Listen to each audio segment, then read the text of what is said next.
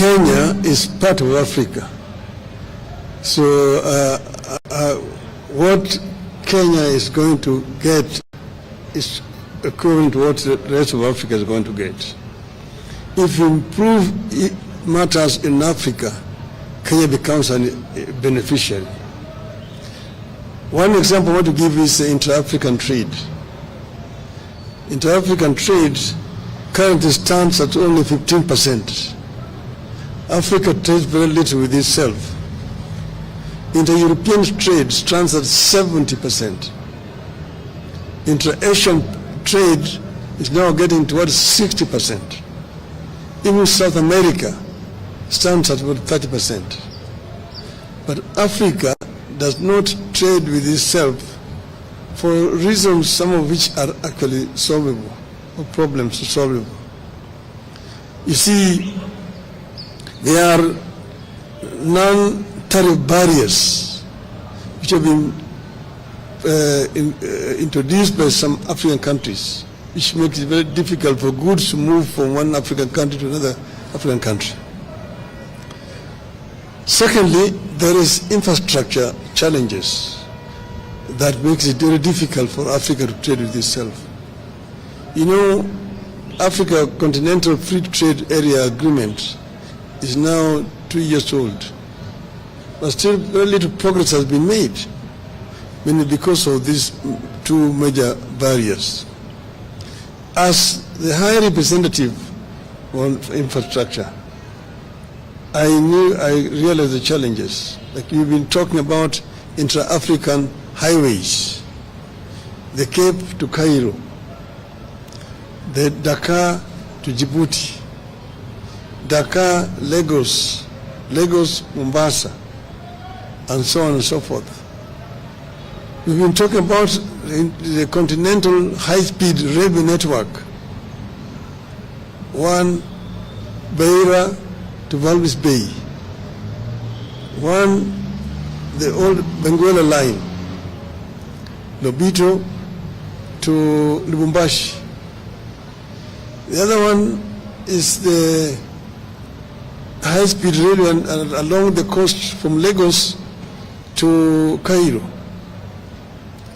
The other one is our LAPSET, the Lamu Port, South Sudan, Ethiopia Transport Corridor, which as a representative of the AU on infrastructure, we actually extended from Juba through Vying in Central African Republic to the port of Cameroon to create a land bridge that links the Atlantic Ocean to the Indian Ocean and opening up the interior of the continent, which are landlocked for trade.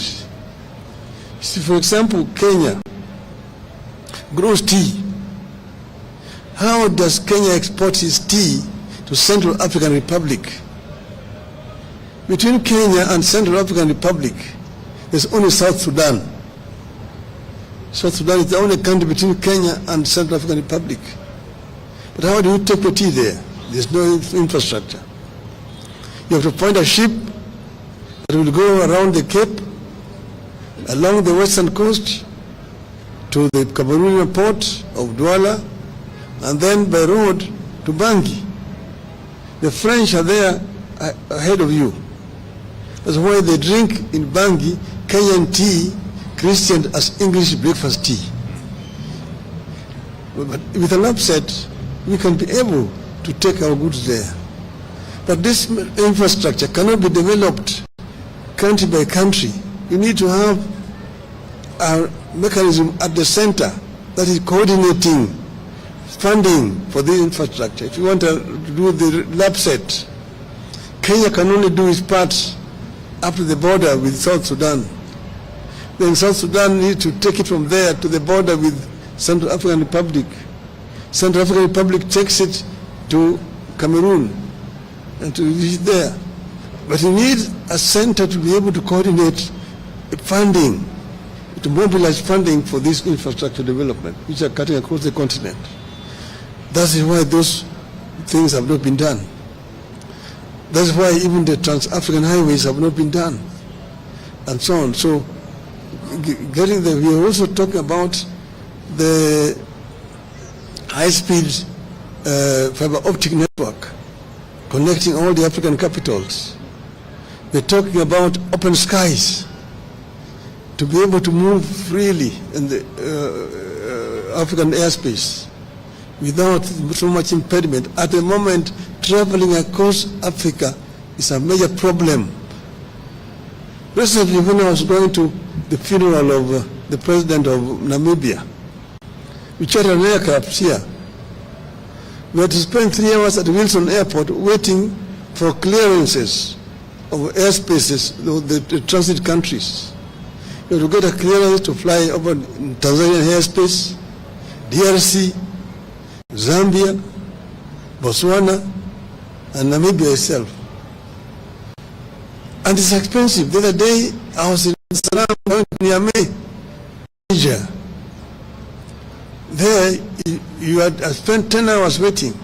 You need a clearance over Uganda, over DRC, over Central African Republic, over Cameroon, Nigeria, and Niger.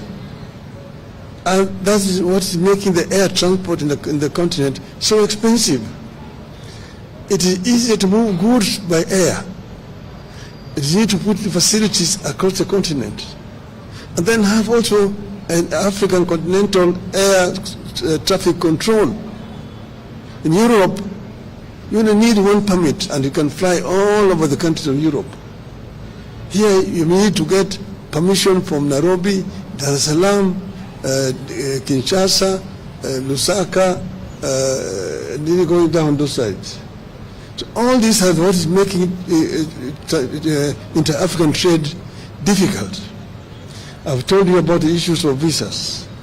It's another problem, and so on and so forth. We've been talking about making the Nile River navigable, so that you can be able to move from the Mediterranean Sea to Lake Victoria.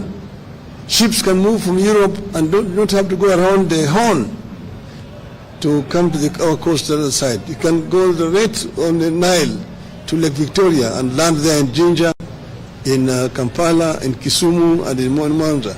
Those are some of the projects that could be done. And if you open up those way, Kenya will be a major beneficiary, and Africa generally. So we have ideas which we think, if implemented, will improve the inter-African trade. Thank you. Asante sana. Thank you so much, Your Excellency. In the interest of time, Your Excellency, we are unable to take more questions because the Prime Space is needed somewhere in Nandi in the next few. More.